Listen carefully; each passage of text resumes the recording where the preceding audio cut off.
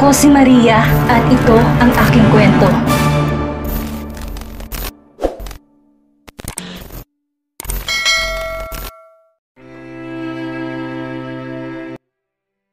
Ana, POV. Ninong, may gusto kong itanong sa'yo. Sabi ko sa kanya, what is it? And please, stop addressing me as your ninong. Dahil asawa mo na ako. Sabi niya sa akin. Mahal mo ba ako? Lakas loob na tanong ko sa kanya. Paano kung sabihin ko sa'yo na, sorry, wag mo nang sagutin. Sabi ko sa kanya dahil ayaw ko nang marinig pa. Natatakot ako dahil alam ko na naman ang sagot. Hindi pa nga ako sumasagot, ayaw mo na kaagad. Sabi niya sa akin na may ngiti sa labi. Alam ko na kasi ang sagot sa tanong ko. Noon pa man ay alam ko ng sagot sa tanong na yan. Alam ko naman kung saan ang lugar ko sa buhay mo. Sabi ko pa sa kanya. Babae ka nga talaga, love. Sabi niya at bigla na lang siyang tumawa ng malakas. Ako naman itong nakatingin lang sa kanya habang nakakunot ang noo ko. Hindi ko kasi alam kung saan banda bang nakakatawa sa sinabi ko at alam naman niya na babae ako. Pero sinabi pa niya na babae nga ako. Itong lalaking ito talaga. Anong nakakatawa? Tanong ko sa kanya. Sorry love, natuwa lang ako sa'yo. You're so naive talaga at nakalimutan ko yon. Sabi niya sa akin. Natuwa? Bakit naman? Kasi tama ako. Tama ako na hindi mo naman talaga ako mahal. Dahil magkaibang mahal sa gusto, sabi ko sa kanya. Sino bang nagsabi na hindi kita mahal? Sino? Tanong niya sa akin at tumigil na siya sa pagtawa. Ako kasi yon ang nakikita. Hindi mo malang ba naramdaman na mahal kita? Tanong niya sa akin. Mahal mo ko? Nautal na tanong ko sa kanya. Ano sa tingin mo love? Nakangiti na tanong niya sa akin. Hindi ko alam. Kunwari na sabi ko sa kanya at umiwas ako ng tingin. I love you, Ana Sofia Morales Samaniego. Nakangiti na sabi niya sa akin. Mahal mo ba talaga ako? Pinagdududahan mong pagmamahal ko sa'yo? Mukha lang talaga ako siraulo, pero mahal kita. Mahal kong asawa ko at hindi itong dahil lang sa kontrata natin. Higit sa lahat, hindi ako nagpapanggap lang dahil talagang mahal. Paanong mami ni Tin? Matagal na kaming tapos. Nagkaroon na nga siya ng iba Bumalik man siya, hindi na siya masisira ang pagsasama natin. Dahil matagal na kaming tapos. At si Tin, anak natin siya at ipaglalaban ko siya. Simula nang iwan niya ito, hindi na siya parte ng buhay ng anak ko. Iba man ang ama ni Tin, ay anak ko siya. Sabi niya sa akin habang nakatingin ng diretso sa mga mata ko. Hindi ako nagsasalita at nakatingin lang ako sa kanya. Love, please say something. Hindi ko alam ang sasabihin ko. Sabi ko sa kanya dahil hindi ko alam kung ano nga bang dapat kong sabihin sa kanya. Paanong hindi mo alam samantalang kanina ang sabi mo, love mo ko. Sabi niya sa akin na parang bata. Kanina yon sinabi ko lang dahil. Hindi mo ko mahal? Tanong niya sa akin. Mahal, sagot ko sa kanya sabay iwas ng tingin. Really? Hindi ka naman siguro bingi, sabi ko sa kanya. I love you love, malambing na sabi niya sabay hapit sa bewang ko. I love you too, sabi ko sa kanya at mabilis niyang hinalikan ng labi ko. Napapikit ako sa ginawa niya hanggang sa buong puso ko tong tinugon. Masaya ako, masaya ang puso ko dahil nakuha kong sagot na nais ko. Masaya ako na malamang mahal niya rin ako, hindi na lang ito one-sided love. Happy birthday, love. Sorry kung hindi ko alam na birthday mo. Ako ang asawa mo pero hindi ko man lang alam. Simula ngayon ay aalamin ko na ng paunti-unti ang lahat sa'yo, sabi ko sa kanya. It's okay, love. Ang malaman ko na mahal mo ko ay isa sa pinakamagandang regalo na natanggap ko. Walang kahit na anong papantay saya ko ngayon. Thank you, love. Thank you so much. Sabi niya sa akin at muli na naman niyang hinalikan ng labi ko. Muli kami naghahalikang dalawa hanggang sa binuhat niya ako. Pinaupo niya ako sa hood ng sasakyan niya nang hindi naghihiwalay ang mga labi naming dalawa. I love you. Sabay naming sambit at muli na namang naglapat ang mga labi namin. Habang tumatagal ay nagiging agresibo ang galaw ng labi niya hanggang sa sabay kami natigilan dahil sa tunog ng tiyan ko. Kanina pa kasi talaga ako nagugutom. Gutom na ako, nagpapalambing na sabi ko sa kanya. Ako rin, gutom na, sabi niya sa akin at muling hinalikan ang labi ko pero mabilis lang naman ang ginawa niya. Kaya ko namang maglakad pero binuhat niya ako hanggang sa nakarating kami sa isang bahay. Simple lang ang bahay na to. Gawa lang siya sa kawayan at talagang bahay kubo lang siya. Kaninong bahay to? Tanong ko sa kanya. Bahay natin, nakangiting sagot niya sa akin. Natin? Yes, love. Bahay natin. Nakangiting sagot niya at pinaupo niya ako sa kawayang upuan. Ang ganda nitong bahay niya. Sobrang simple lang. May veranda rin siyang tanawang dagat, kaya ang sarap siguro manirahan dito kapag itong bubungad sa'yo. Baka naman bahay niyo ng bahay natin. Ikaw pa lang ang unang babaeng dinala ko dito. Kahit si Tin, hindi pa nakapunta dito. Natouch ako sa narinig ko mula sa kanya pero dahil sa narinig kong pangalan ng anak namin ay tinanong ko siya. Si Tin pala, okay lang ba talaga siya doon kay Momi? Yes, love. Huwag kang mag-alala sa kanya dahil okay lang siya, sagot niya sa akin. Baka kasi gusto niya ring pumunta dito. Love, she's totally fine. Hayaan mo na lang siya doon sa bahay nila Momi. Tayong dalawa na lang muna, pwede ba? Okay lang ba na tayo na muna? Nakangiting sabi niya sa akin habang naghahain siya ng pagkain namin. Okay po, nakangiting sabi ko sa kanya. Lumapit ako at niyakap ko siya ng mahigpit mula sa likuran. Gusto ko siyang yakapin para talaga maramdaman ko na hindi ito isang panaginip. Na totoo ang lahat ng ito, na totoo ang nangyari ngayon sa aming dalawa. Baka kasi panaginip lang na mahal niya ako. Love, ang sarili ko na lang ang gift ko sa'yo. Sabi ko sa kanya habang nakayakap pa rin ako mula dito sa likuran niya. Kumain na tayo, love. Dahil next na ang dessert ko. Humarap siya sa akin na may malawak na ngiti sa labi. Dahil nga teacher ko siya sa gawaing iyon, ay alam kong ibig niyang sabihin. Birthday naman niya kaya pinagbibigyan ko na siya at higit sa lahat, mahal niya ako. Mahal ako ni Colton sa Maniego.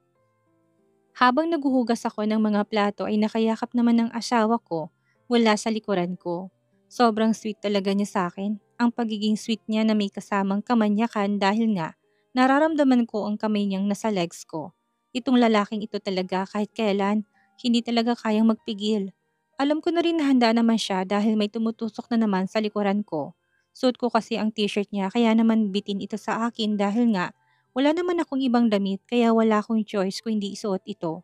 Malaki siya pero hindi naman umabot sa tuhod ko, kaya labas na labas ang legs ko. Love, may ginagawa pa ako, sabi ko sa kanya para tumigil siya. Mamaya na lang yan, sabi niya sa akin. Love, tumigil ka nga, sabi ko sa kanya. I love you, malambing na bulong niya sa tenga ko. I love you po pero hayaan mo na muna ako na tapusin kong ginagawa ko, sabi ko sa kanya. Sino bang mas mahalaga sa'yo? Ako o ang mga hugasin mo? Tanong niya sa akin. Love, mahal kita pero mamaya ka na lang. Kailangang malinis ang kusina bago natin gawin ang kung ano man ang gusto mo. Nakangiti na sagot ko sa kanya at lumingon ako. Pero sinalubong niya ako ng isang halik. Alam na alam talaga niya kung paano ko pasunurin sa kanya. Ako naman tong mabilis na rin tumugon sa halik niya. Ganun talaga siguro kapag mahal mo. Kaya mo nang ibigay ang sarili mo at ang lahat sa'yo. Kahit pa na gusto kong tapusin ang ginagawa ko, ay parang hindi ko rin naman magagawa. Lalo na't naglalakbay ng kamay niya sa dibdib ko. Love, please. Please what? Tanong niya sa akin. Please stop kasi tatapusin ko na muna ang ginagawa ko. Sabi ko sa kanya na naging dahilan para tuluyan siyang tumigil. Okay, sabi niya at mabilis na kumala sa pagkakayakap sa akin. Narinig ko rin ang malalim niyang pagbuntong hininga. Ako naman itong nagulat sa ginawa niya. Talagang umalis siya at mukhang nagtatampo pa yata siya sa akin. Ako naman itong binilisan kong ginagawa ko para naman makasunod agad ako sa asawa ko. After ko maglinis dito sa maliit na kusina, ay sumunod na ako sa kanya. Nakaupo siya dito sa may veranda habang umiinom ng alak. Hindi na muna ako lumapit dahil iniisip ko kung ano bang dapat kong gawin. Huminga ako ng malalim bago ko lumapit sa kanya. Love, tawag ko sa kanya pero hindi man lang siya lumingon sa akin. Galit ka ba sa akin? Tanong ko sa kanya. Kahit pa kinakausap ko siya, hindi man lang niya ako pinapansin. Bigla ako nalungkot dahil mukhang ayaw niya akong kausapin. Hindi ko na rin alam kung paano pa ako lalapit sa kanya kung ganitong halatang ayaw niya sa akin. Matutulog na ako, sabi ko na lang at papasok na sana ako nang bigla na lang niya akong hinila. Wala kang gagawin? Nagtatampo ako. Tanong niya sa akin ay kinagulat ko. Hindi mo naman ako kinakausap sabi ko sa kanya. Nagpapalambing kasi ako, tapos ikaw ganyan ka, sabi niya sa akin. Kasi naman malay ko ba, nahihiya rin naman ako. Hanggang ngayon nahihiya ka pa rin sa akin? Tanong niya sa akin. Oo, nahihiya pa rin ako. Hindi ko nga alam kung kailan ba mawawalang hiya ang nararamdaman ko sabi ko sa kanya. Ano pa bang dapat nating gawin para mawala? Tanong niya sa akin. Turuan mo ko, sabi ko sa kanya. Pleasure me love. Nakangising sagot niya sa akin at may binulong siya sa akin na talaga namang napalunok ako.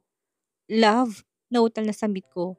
Hindi naman kita pipilitin kung ayaw mo, nakangiting sabi niya sa akin. Ako naman tong nakatingin sa kanya. Iniisip ko pasimula kanina kung ano bang gagawin ko. Kung ano bang dapat kong gawin para maging masaya siya. Lalo na't wala naman akong binigay sa kanyang regalo. Hinaplos ko ang gwapo niyang mukha. Ang mukha ng mahal ko. Nakatingin siya sa akin at mukhang may tama na siya ng alak dahil mapungay na ang mga mata niya. Happy birthday, love, sabi ko sa kanya at ako nang mismo humalik sa labi niya. Mabilis siyang tumugon sa halik ko sa kanya. Sa una ay mabagal lang ang galaw ng labi namin. Ninanamnam ang bawat kilos ng labi namin hanggang sa unti-unti na itong nagiging agresibo. Halos hindi ko na masabayan ang bawat galaw ng labi niya. Pero pinatigil ko siya dahil parang hindi na ako makahinga sa ginagawa niya. I love you, malamig na sabi niya. I love you too, love, sabi ko at bumaba ang halik ko sa leeg niya. Ngayon ko gagawin ang mga natutunan ko mula sa kanya. Habang hinahalikan ko siya sa leeg ay naririnig kong sunod-sunod na pagmumura niya. Hinayaan ko lang siya dahil gusto ko na ako na muna ang gagalaw ngayon. Tumigil ako sa ginagawa ko. Tinulak ko siya sa may upuan at nakatayo ako sa harapan niya. Nakatingin siya sa akin kaya naman dahan-dahan ko hinubad ang suot kong damit sa harapan niya. Hindi man lang siya kumukurap dahil talagang nakatingin lang siya sa akin. Dahil sa may padding ng suot kong gown kanina ay wala akong bra ngayon. Tanging panty lang ang meron sa katawan ko. Kahit pa nahiya ako'y pinipilit ko na tumayo pa rin sa harap niya. Hanggang sa nagsimula na ako maglakad. Ilang hakbang lang naman ang layo niya sa akin. You're so fucking hot, love, sabi niya sa akin. Do you like the view? Nakangiti na tanong ko sa kanya. Of course, I love it so much. Sagot niya sa akin na tatayo sana siya pero samenyas ako sa kanya na umupo lang siya. Wala akong maisip na gift sa'yo kaya siguro sapat ng sarili ko bilang birthday gift. Nakangiting sabi ko sa kanya. Hindi lang sapat kung hindi sobra pa, love. Nakangiting sagot niya sa akin. Hayaan mo kong paligayahin ka ngayong birthday mo, love. Hayaan mo ko na gawin ang mga natutunan ko mula sa'yo, sabi ko sa kanya. Then show me para naman malaman ko kung magaling ba akong teacher o hindi. Nakangiting sabi niya sa akin kaya naman lumapit na ako sa kanya para gawin ang dapat kong gawin. 2 linggo nang nakalipas after ng birthday ng asawa ko. Isa yun sa masasabi ko na masayang nangyari sa buhay ko. Habang nasa bahay kubo kaming dalawa, ay masaya lang kami. Talagang sinulit naming 2 pagstay namin doon. Ngayon naman ay naging busy siya sa company niya kaya naman minsan ay late na siyang umuuwi. Ako naman ay naging busy na rin sa school dahil exam week ng mga bata. Hindi na kami masyadong nag-uusap dahil na rin sa maaga pa siyang umaalis at late na kung umuwi. Minsan sa chat na lang kaming nag-uusap na dalawa. Sa totoo lang ay miss na miss ko ng asawa ko. Wala na kasing naglalambing sa akin bago ako matulog. At wala na rin naghahatid sa akin kapag papasok ako sa school sa umaga. Ang tanging naghahatid sundo sa akin ay ang driver niya. Wala namang problema sa akin. Hindi ko lang talaga alam kung bakit ba ako ganito ngayon. Para kasing gusto ko na lang siyang laging makita. Hindi naman ako ganito noon pero ewan ko ba kung bakit nilang nagbago. Gusto ko na siyang makita ngayon. Manang, wala pa rin po bang asawa ko? Tanong ko kay Manang pagkarating ko sa bahay. Wala pa, iha. Late na naman po siguro siyang uuwi. Kapag ganitong bare months, talagang busy siya palagi, sabi sa akin ni Manang. Ganun po ba? Bigla na lang ako nalungkot sa narinig ko. Sige po, aakyat na po muna ako. Sabi ko sa kanya at nagmadali akong umakyat sa room namin. Pagpasok ko pa lang sa loob ng room ay kaagad akong humiga sa kama namin. Hindi ko alam pero lagi na akong ganito. Feeling ko lagi pagod ako. Habang nakahiga ako, ay may narinig ako na kumakatok kaya naman bumangon ako para buksan ang pintuan. Mommy! Nakangiting sabi ni Tin na nakatayo ngayon sa harapan ko. May kailangan ka ba, baby? Mommy, may sakit ka po ba? Tanong niya sa akin. Wala po, baby. Para ka po may sakit, sabi niya sa akin. Namimiss ko lang ang daddy mo, sagot ko sa kanya. Kahit po ako, namiss ko na rin siya, sabi sa akin ni Tin. Kaya lang kasi busy ang daddy mo, baby. Malay po natin next week hindi na, nakangiting sabi niya sa akin. Tama ka, baka nga next time hindi na. Magluto na lang tayo ng dinner natin, nakangiti na sabi ko sa kanya. Okay po mami, tutulungan po kita, nakangiting sabi niya sa akin. Nagbihis lang ako at sabay na kaming bumaba para magluto sa kusina. Habang nagluluto kami, masaya kaming dalawa. Gusto niya talaga ng ganito at masasabi ko na bonding na namin itong dalawa. Kahit na hindi namin nakakasama ang daddy niya tuwing dinner. I'm home! Narinig kong boses ng asawa ko, kaya mabilis akong lumingon. Hindi ko alam pero sobrang nagmamadali ako na lumapit sa kanya at mabilis ko siyang niyakap ng mahigpit. Alam ko na nagulat siya sa ginawa ko pero mas naging mas mahigpit pa ang yakap ko sa kanya. I miss you. Pabulong na sabi ko. I miss you so much, love. Bulong niya rin sa akin. I miss you too, daddy. I miss you too, baby ko. Sorry kung ngayon lang ulit si daddy na makakasabay sa inyo. Sabi niya sa amin isa-isa niya kaming hinalikan. It's okay po, daddy. Alam po namin na busy ka. Kaya lang po sad si mommy kasi miss ka na niya. Hindi ko inasa na sasabihin to ni Tin sa daddy niya. Talaga? Sad ang mommy mo? Yes po, daddy. Ang totoo po talagang miss na miss ka na niya. Is that true, love? Tanong sa akin ng asawa ko, tumango naman ako bilang sagot sa kanya. Walang dahilan para itanggi ko dahil totoo naman talagang miss ko na siya. Dahil sa naging sagot ko ay malawak ang ngiti sa akin ng asawa ko. Kaya naman masaya ako ngayon dahil kompleto kaming kakain ng dinner. Magbihis ka na muna ng damit mo, love. Malapit na itong matapos. Sabi ko sa asawa ko. Okay po, malambing na sabi niya tumakyat na siya. Mommy, happy po ako ngayon dahil kasama natin si Daddy, nakangiting sabi niya sa akin. Ako rin po, nakangiting sabi ko sa kanya. May dala po siyang cake. Pambawi po yata niya dahil lagi siyang busy. Nakangiti pa na sabi ni Tin. Siguro nga baby. Mommy, ako na po maglalagay ng plates natin sa table. Ako na lang po. Umupo ka na lang doon, sabi ko sa kanya. Pero po, sige na, umupo ka na lang doon. Kami na nila manang ang bahala dito. Nakasabi ng sabi ng anak ko. Okay po, mommy. Nasunurin na sabi niya sa akin. Tinulungan ako ni Manang na ayusin at ihanda ang mesa na nakababa ng asawa ko. Kumain na kaming lahat ng dinner. Masayang naging dinner namin at ang asawa ko mismong nag-slice ng cake na binili niya para sa amin. Pero after namin kumain ay parang bumaliktad ang sikmura ko. Kaya naman nauna na ako umakyat sa room namin. Mabilis akong pumasok sa banyo para doon ilabas ang lahat. Pinagpawisan pa ako sa pagsusuka ko. Nang matapos na ako'y naghilamos na ako ng mukha ko at nagsipilyo na rin ako ng ngipin. Hindi ko alam kung bakit ganito ang pakiramdam ko. Bigla na lang ako nasuka samantalang gustong-gusto ko pa kaninang pagkain namin. Paglabas ko sa banyo siya namang pagpasok ng asawa ko dito sa room namin. Love, may sasabihin ako sa'yo, sabi niya sa akin. What is it, love? May business trip ako, sagot niya sa akin. Ilang araw? 2 linggo, sagot niya sa akin.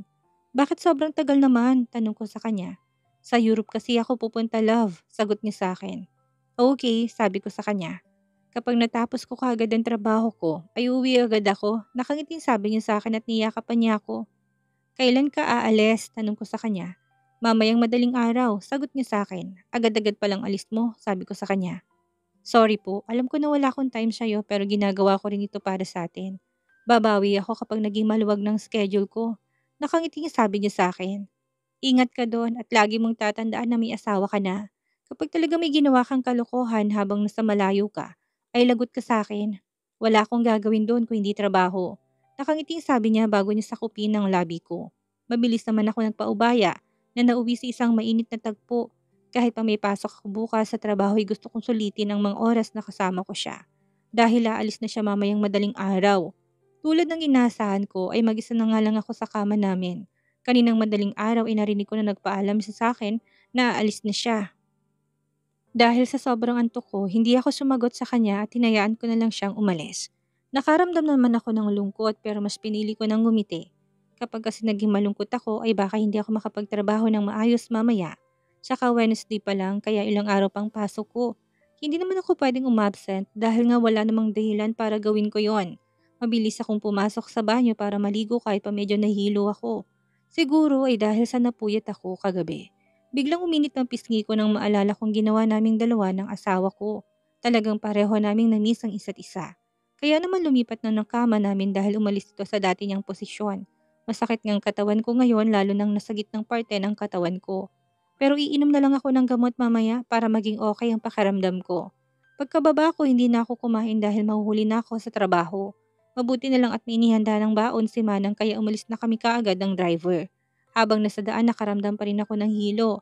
Hanggat kaya ko tinitiis kong sakit ng ulo ko. Dahil ayaw ko na masanay ako sa gamot.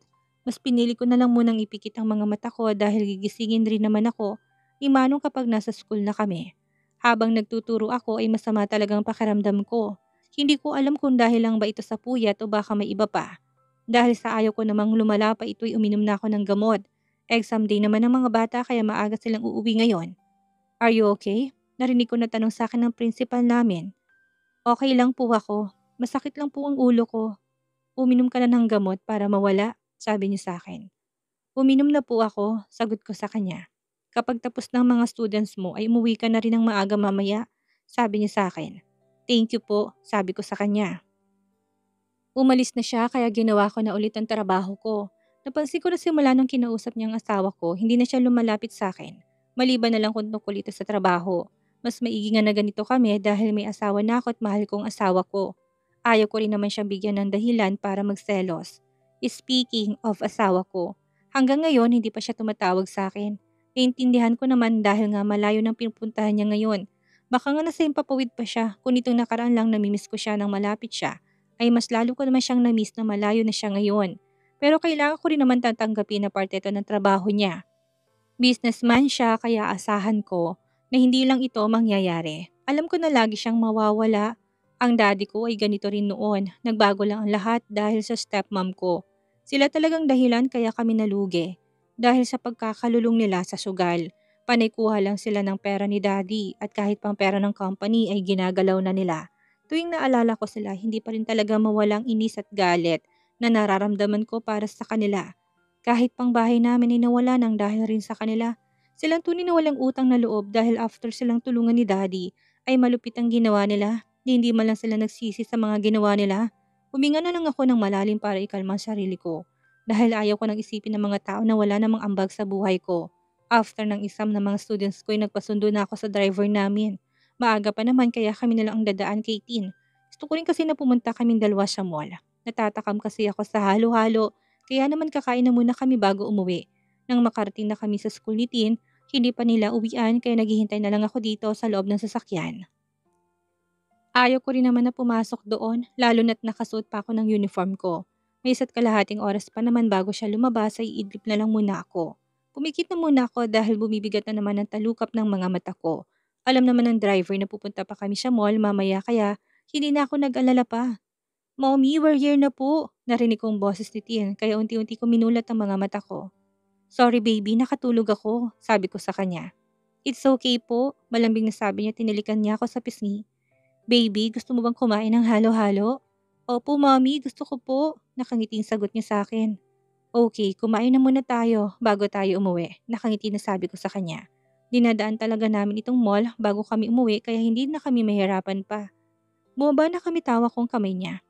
Ang alam ko ay may sikat ngayon na halo-halo at may branch. Sila sa mall na to. Doon kaming dalawa pupunta. Niyaya namin si Manong at sumama naman siya.